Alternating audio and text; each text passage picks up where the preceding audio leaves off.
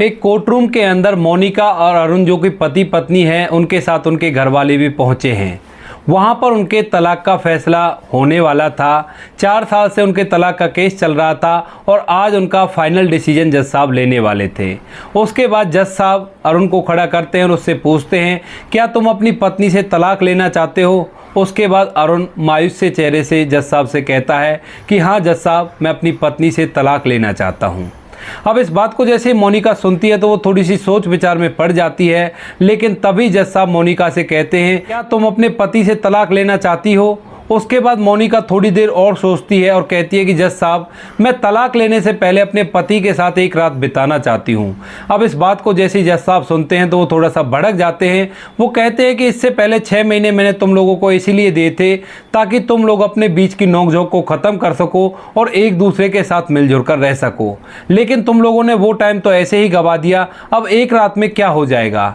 लेकिन मोनिका आग्रह करती है कि जज साहब, मुझे एक रात इनके साथ बितानी है और उसके बाद ही मैं अपना फैसला बता सकती हूँ। उसके बाद जज साहब मोनिका की इस बात को मानने के लिए राज़ी हो जाते हैं, क्योंकि दोस्तों आप लोगों को बता दूँ, कोर्ट कभी भी ये नहीं चाहता कि किसी का घर उजड़े। तो वह कह देते हैं कि ठीक है, एक रात तुम्हारे पास है, तुम दोनों एक दूसरे के साथ एक रात बिता सकते हो, लेकिन कल सुबह 10 बजे इस कोर्ट के अंदर आकर फाइनल फैसला मैं सुना दूंगा। अब उसके बाद मोनिका वहाँ से चल देती है। तभी जो मोनिका के घर वाले हैं वो मोनिका से कुछ कहने लगते हैं। जज साहब ये सब कुछ देख रहे थे तो वह उनको टोकते हुए कहते हैं कि आप लोगों के पास पिछले 4 साल का समय था जितने में इसका केस चल रहा था, तो उतने टाइम में आप इसको समझा सकते थे, लेकिन अब आप इससे कुछ कहोगे तो मुझसे बुरा कोई नहीं होगा। ऐसा कहकर वो उसके घर वालों को चुप करा देते हैं और मोनिका को अनुमति दे देते हैं। इसके बाद मोनिका कोर्ट रूम के बाहर निकलती है और बाहर जाकर अरुण के आने का वेट करने लगती है। थोड़ी देर बाद अरुण मायूस से चेहरे को लेकर कोर्ट रूम से बाहर निकलता है। तभी मोनिका अरुण से कहती है कि इस रात को हम घर पे नहीं बिताएंगे, इस रात को बिताने के लिए मैं एक होटल का रूम बुक करूंगी और तुम्हें फ़ोन करके बता दूंगी कि कब और कहां आना है। अरुण इस बात को सुनकर वहां से चल देता है। वो कोई भी रिएक्शन इस बात पे नहीं करता है। अब इस बात को देखकर मोनिका और भी गहरी सोच विचार में पड़ जाती है। धीरे धीरे शाम होती है। शाम तक जो मोनिका है उसने एक होटल में रूम बुक कर लिया था और अरुण को फ़ोन करके उस रूम के बारे में बता दिया था। तो शाम के 7 बजे अरुण उस होटल पर पहुंच जाता है। वहां जाने के बाद जैसे ही वो रूम में इंटर करता है तो वह देखता है कि इस रूम का जो बिस्तर है वो फूलों से सजा हुआ है, लेकिन वहां पर मोनिका उसे कहीं भी दिखाई नहीं देती है। अब इस बात को देखकर अरुण थोड़ा सा तो हैरान होता है, लेकिन फिर भी वो उस बेड के ऊपर जाकर बैठ जाता है। थोड़ी देर वेट करता है और वेट करने के बाद मोनिका वहां पर आ जाती है। दरवाज़ा खुलता है। मोनिका दुल्हन के गेटअप में सजी हुई उस कमरे के अंदर घुसती है। अब जैसे ही अरुण उसको देखता है तो देखने के बाद उसे कोई रिएक्शन नहीं करता और मोनिका इस बात को देखकर काफ़ी ज़्यादा हैरान हो जाती है। वह सोचने पर मजबूर है कि मैंने इतनी अच्छी तरह से तैयारी की है, अपने आप को अच्छी तरह से सज संवार कर इसके सामने आई हूं और 5 साल इसे मुझसे दूर रहते हुए हो गए हैं, क्योंकि दोस्तों 4 साल से उनका तलाक चल रहा था और 1 साल तलाक से पहले मोनिका अपने मायके में बैठी हुई थी। तो उसे विश्वास नहीं होता कि जिस पति से मैं 5 साल तक दूर रही हूँ वो मुझे इस तरह से देख कर भी ऐसे खामोश क्यों बैठा हुआ है। उसके बाद मोनिका बेड पर जाकर उसके साइड में बैठ जाती है और उसके गले लगने की कोशिश करती है, लेकिन तभी अरुण उसे अपने से दूर धकेल देता है और खामोश सा बैठा रहता है। अब इसकी खामोशी को देखकर मोनिका को थोड़ा बुरा लगता है और वो कहती है कि अरुण हुआ क्या है, मुझे साफ साफ बताओ। उसके बाद अरुण कहता है कि अगर तुम ये सब कुछ करने के लिए रूम बुक किया है और जज साहब से 1 रात की मोहलत मांगी है तो मैं ये सब कुछ नहीं कर सकता, मैं यहाँ से जा रहा हूँ। तभी मोनिका कहती है कि मैंने ये सब कुछ करने के लिए तुम्हें यहाँ पर नहीं बुलाया है, अभी हम लोग पति पत्नी हैं और जज साहब ने हमें 1 रात की मोहलत दी है, तो मेरा हक बनता है तुम्हारी ज़िंदगी में क्या चल रहा है उस चीज़ को जानने का। अब इस बात को सुनकर अरुण कहता है कि ठीक है, बताओ तुम्हें क्या जानना है। तो मोनिका कहती है कि अरुण मैं जानना चाहती हूँ कि तुम बड़े थके थके से दिखाई देते हो और पिछले 6 महीने से मैंने तुम्हें कभी खुश भी नहीं देखा है, तो क्या मैं इसका कारण जान सकती हूँ? तो अरुण कहता है कि मोनिका अगर तुम इसका कारण ना जानो तो ही अच्छा रहेगा। मोनिका जिद करती है और कहती है कि मुझे जानना है कि आखिर तुम्हारे साथ ऐसा क्या हुआ है जो तुम इतने कमज़ोर से दिखाई दे रहे हो। उसके बाद अरुण बताता है कि मोनिका 6 महीने पहले मुझे थोड़ी सी बीमारी हो गई थी और बीमारी के बाद जब मैंने अपने चेकअप कराए तो मुझे पता चला कि मुझे ब्लड कैंसर है और डॉक्टर साहब ने कहा था कि तुम 1 साल तक ही जीवित रहोगे। अब इस बात को सोच सोच कर मैं परेशान रहा करता हूँ और वैसे भी अब मुझे ज़िंदगी से लेना ही क्या है, क्योंकि हमारा तुम्हारा तलाक हो जाएगा और मेरी ज़िंदगी में ना तो पत्नी है ना बच्चे हैं, तो मैं जी कर भी क्या करूँगा। इस बात को सुनकर मोनिका की आंखों में आंसू आ जाते हैं और वो उन बीते पलों को सोचने लगती है जब मोनिका और अरुण एक साथ रहा करते थे, एक दूसरे से अच्छी तरह से प्यार किया करते थे और एक दूसरे के सुख दुख की बातों को एक दूसरे से शेयर किया करते थे।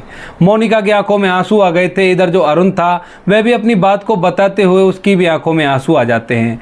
तभी मोनिका एकदम से अरुण को अपने गले से लगा लेती है और कहती है कि अरुण, तुम अपने आप को लाचार महसूस बिल्कुल मत करो, मैं तुम्हारे साथ हूँ और मैं तुम्हें तलाक नहीं देना चाहती। उसके बाद अरुण मोनिका से कहता है कि मोनिका ऐसा क्यों, तुम मुझे तलाक क्यों नहीं देना चाहती? वैसे भी 6 महीने बाद मैं मर जाऊंगा और उसके बाद तो तुम्हें अकेला ही रहना पड़ेगा। तो मोनिका उसके चेहरे पर हाथ रखते हुए कहती है कि इससे आगे एक वर्ड भी मत बोलना, चाहे जो भी हो, जितने भी दिन तुम्हारी ज़िंदगी के बचे हों, मैं तुम्हारे साथ ही अपनी ज़िंदगी को बिताना चाहती हूँ। क्योंकि दोस्तों अरुण चाहता ही नहीं था कि उसका तलाक ना हो, क्योंकि वो तो यही चाहता था कि मोनिका से उसका तलाक हो जाए। इसके बाद कम से कम मोनिका तो खुश रहेगी, उसकी तो ज़िंदगी अच्छी तरह से बीतेगी, क्योंकि वो तो वैसे भी मरने ही वाला था, उसे पता चल गया था, डॉक्टर साहब ने कह दिया था। लेकिन मोनिका उसके अंदर एक जीने की इच्छा डालती है और कहती है कि अरुण, मैं तुम्हें तलाक नहीं दूंगी, क्योंकि जिस दिन से हम दोनों का केस चल रहा है उस दिन के बाद पता चला है कि इस संसार में कोई भी अपना नहीं है। भैया भाभी जो मुझसे बार बार कहा करते थे कि हम हैं तेरे साथ, तो कोई दिक्कत मत ले, वो भी अब अपनी ज़िंदगी में व्यस्त हैं। इधर जो माँ बाप थे वो भी अपनी ज़िंदगी में व्यस्त हैं। अकेले हुए तो हम दोनों हुए और मैं नहीं चाहती कि अब हम और एक दूसरे से अकेले रहें। तभी अरुण मोनिका को समझाता और कहता है कि तुम मुझे तलाक दे दो, मैं चाहता हूँ कि हम दोनों अलग अलग रहें ताकि तुम्हें ज़्यादा दुख ना हो इस चीज़ का। क्योंकि अरुण और मोनिका एक दूसरे से बहुत ही प्यार किया करते थे।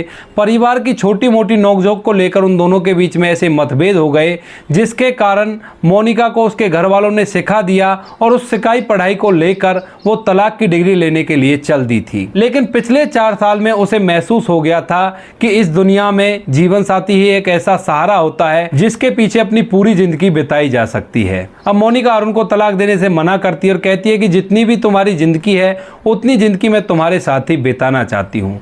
ऐसा कहकर वो उसको गले से लगाकर फूट फूट कर रोने लगती है। अब इस बात को जैसे अरुण सुनता है तो वह भी फूट फूट कर रोने लगता है। उसके बाद अरुण और मोनिका पूरी रात भर एक दूसरे से बातें करते हैं, कुछ पुरानी बातों को और कुछ उन बातों को जो पिछले 4 सालों में उनके साथ घटी थी। अरुण भी अपने बारे में बताता है कि जिस दिन से तुम वहाँ से गई हो तो अच्छी तरह से खाने पीने को नहीं मिलता है।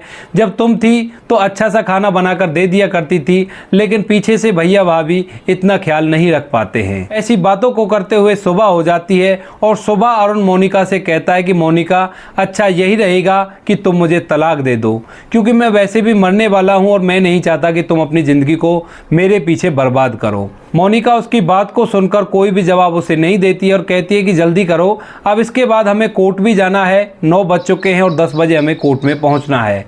अरुण अपने घर चला जाता है और मोनिका अपने घर चली जाती है।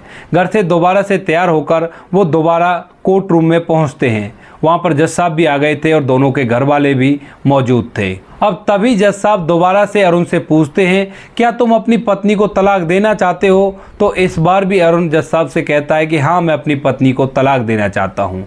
अब इसके बाद जज साहब मोनिका से पूछते हैं कि क्या तुम अपने पति को तलाक देना चाहती हो? लेकिन मोनिका यहाँ पे मना कर देती है, कहती है कि जज साहब, मैं अपने पति को तलाक नहीं देना चाहती और मैं उसी के साथ रहना चाहती हूँ। अब इस बात को सुनकर जज साहब मोनिका से इसका कारण पूछते हैं कि तुम क्यों रहना चाहती हो अपने पति के साथ? पिछले 5 साल में अभी तुम्हें ऐसा क्यों लगा कि तुम्हें अपने पति के साथ रहना चाहिए?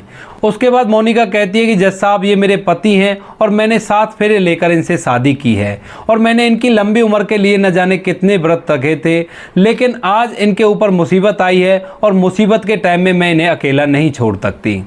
अब इस बात को सुनकर जज साहब कहते हैं कि इन पर क्या मुसीबत आई है। मोनिका बताती है कि इन्हें ब्लड कैंसर है और ये कुछ दिनों बाद मरने वाले हैं। इस बात को सोच सोच कर ये ज़िंदगी जीने की उम्मीद खो बैठे हैं। तो मैं चाहती हूँ कि मैं अब इनके साथ ही रहूँ और पति पत्नी का बंधन होता है सुख दुख में साथ निभाने का, लेकिन इनके दुख में मैं साथ ना रही तो ये बहुत ही गलत होगा। इसीलिए मैं इन्हें तलाक देना नहीं चाहती। अब इस बात को जैसे ही मोनिका के घर वाले सुनते हैं तो वो एकदम से भड़क उठते हैं और कोर्ट रूम के अंदर ही मोनिका से कहने लगते हैं कि तू ये क्या कर रही है, ये तो वैसे भी मरने वाला है और तू अपनी जिंदगी को इसके पीछे क्यों बर्बाद करना चाहती है। अब इस बात को सुनकर मोनिका फटकारते हुए अपने घर वालों से कहती है कि तुम लोगों को क्या है, तुम तो अपनी जिंदगी में मस्त हो, जिंदगी खराब तो मेरी हो रही है ना।